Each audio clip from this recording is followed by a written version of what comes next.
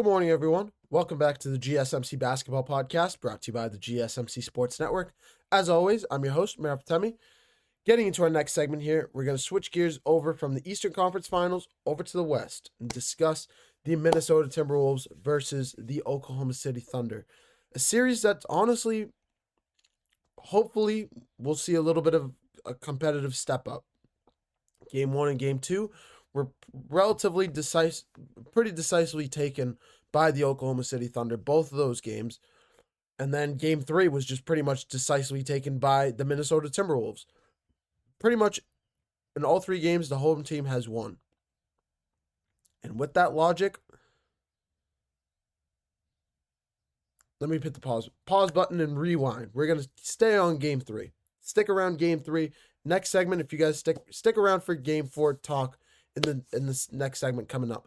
But keeping our head focused on Game 3. The Timberwolves blew out the Thunder in Game 3. And honestly, what was really I'm serious when I say decisive win. I keep saying that, but that's the one.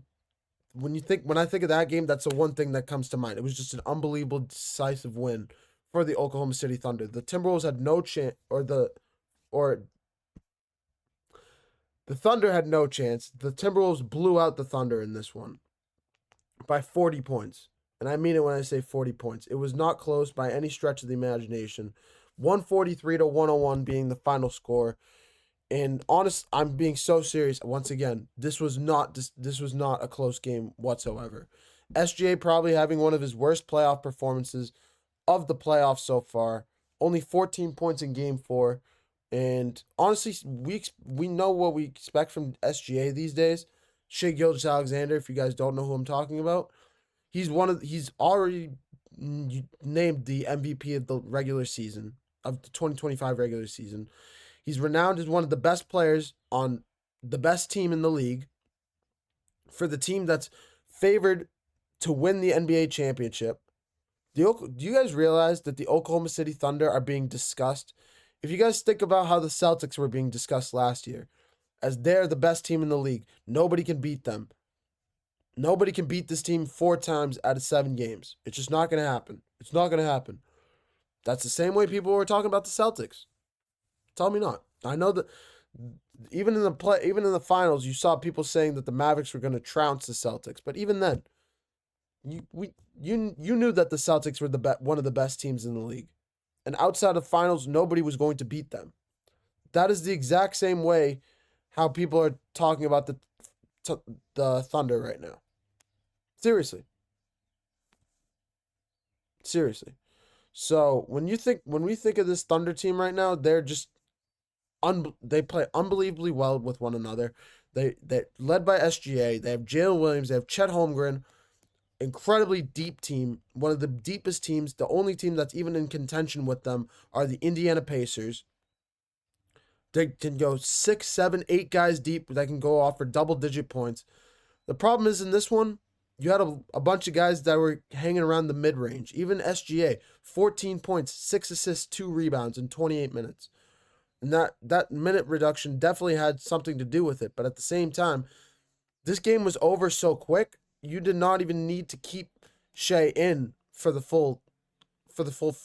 even past the third quarter. I don't think he played any of the fourth quarter. When you lose the first quarter 34-14, yeah, you're having a bad day at work. It's going to be a bad day at work. The Timberwolves also won every single quarter of this game. Every single quarter they won the scoring. They were in the scoring advantage. Even the fourth, when they were up by 40 points. So this was an incredibly decisive win. This is an incredible game from the Minnesota Timberwolves. If you look all around, you see Anthony Edwards at 30 points, Julius Randle with 24. Excuse me. You have 7 guys that get into double figures for you in the scoring category for the Minnesota Timberwolves. You have 2 guys that go over 20 points. There's nothing to say but incredible performance from the Timberwolves. It really was. All around, nobody was beating the Timberwolves on Saturday night. Nobody.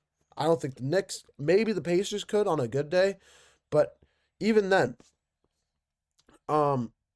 basically game 3 of this series, if you guys can think back, go blast in the past to the first round of these playoffs, in game 1 against the Lakers, what was the one thing that we pointed out about that game that pretty much gave the win, or that solidified the win for the Timberwolves?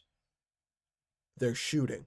Their shooting, if you guys go back into that one, if you look up the stats, the Timberwolves shot 50% or more from three-point range in that one. I don't know if it was exactly, I know it was 50% or more. I don't know if it's exactly 50%, but game 3 in this one was exactly 50% from 3. 20 of 40 from 3. You didn't turn off the the Thunder turning the ball over much more, shooting the ball at much more inefficiently from 3, putting up frankly more threes than the Timberwolves. And honestly, you have to in those standpoints. The only way to kill a deficit when you're down by 20 points in the first quarter, when you're down by 30 going into halftime, the only way to cut leads like that is to shoot the 3 ball. You have to shoot it, and you have to try and get hot from 3-point range. It's the only way to give your chance any sort of lifeline to stay afloat. And that's what the Thunder tried to do. It was just a little too late for them, unfortunately. But yeah, turning the ball over much less, shooting the 3 ball much more efficiently, shooting frankly from the field, shooting 57% from the field, 50% from 3. Just all around, they played a phenomenal game. Points in the paint, turnovers, steals, winning assists, every category you guys can think of. The Timberwolves dominated every single one. And it was a big reason. That is why they won this game.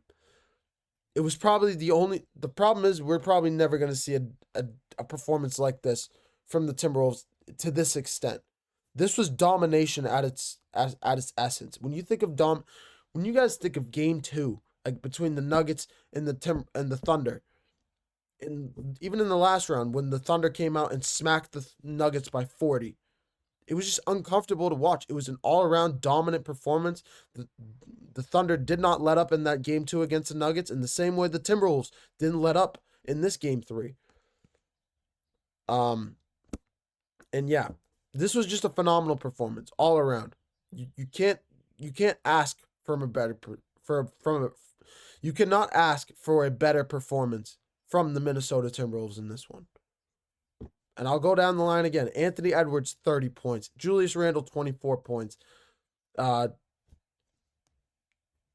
Terrence Shannon Jr., this kid off the bench, I don't think he plays a lot of minutes. He must have been, I'm going to take a wild guess and say the last 2 guys, Shannon Jr. and Leonard Miller, I don't know exactly who they are, but they're most likely guys that came off the bench in the fourth quarter and played a lot of minutes, because they played 8 to 15 minutes in this game. But Nickeil Alexander-Walker is a great player. Naz Reid hit some big shots in this one, and he's starting to figure it out offensively for the Timberwolves. If he can get his offense going, he can be a big piece for this Minnesota Timberwolves team, and he can win you games. He really can. Naz Reid can win you games. Nickeil Alexander-Walker, not alone, but can still win you games. Jaden McDaniels, 10 points in this one. He's still continuing to play at a high level on the offensive end, still contributing offensively for this team. Jaden McDaniels is probably honestly the biggest unsung hero for this Timberwolves squad. You have Julius Randle, who's getting a lot of love right now, being labeled as playoff Randle this year. Anthony Edwards obviously speaks for himself. Rudy Gobert, one of the all-time best defensive players in the league right now, anchoring that defense. Mike Conley speaks for himself. He's been in the league forever. Naz Reid, 6th man of the year. Do you see what I'm saying? You have a bunch of guys on this team. And these are all guys that these are guys' names that we bring up before we even bring up Jaden McDaniels. Why? Because Jaden McDaniels is bursting on the scene right now. Over the last couple years, he's continued to grow and grow as a defensive player. And not only defensively, but his offense has kind of started to nudge up with it. We've seen him with 25-point games, 30-point playoff performances. And he really has been the unsung hero for this Timberwolves team.